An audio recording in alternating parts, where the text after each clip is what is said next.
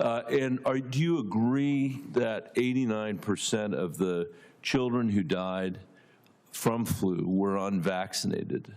I don't know the exact number. That is the exact number, Mr. Kennedy, and it was,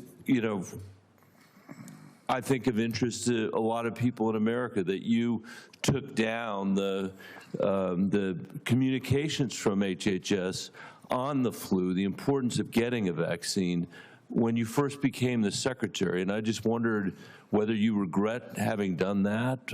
You're now saying that you're approving vaccines for the flu. I approve lots of vaccines. I've spent $1 billion, authorized $1 billion, developing new vaccines, including a universal flu vaccine. So are you know, I think last year the flu vaccine had something like a 20% efficacy. So having these single antigen vaccines is not serving the public interest. The Cochrane collaboration said this, they simply don't work. For the record, Mr. Secretary, then I assume you no longer believe that the flu vaccine is destroying children's brains, that there's zero evidence that the flu vaccine prevents any hospitalizations or any deaths, because today you're here agreeing that the vast majority of kids that died from the flu were people without vaccines, and you're saying that you're now approving vaccines. We're making sure that we follow the science, Senator. Well, I hope you'll follow the science, because that's what put us in the position 30 years ago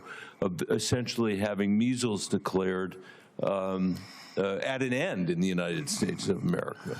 Well, many nations have lost their elimination status, including Canada, the UK, a lot of Europe this year, because of the outbreak, and the outbreak has nothing to do. I mean, I would hope that I know you said the outbreak has nothing to do with you. That was your answer to Ron Wyden. You're the chair, you're the head of the agency. You're the head of my agency has no jurisdiction over Canada, Mexico, the UK, I would agree with that. I would agree with that.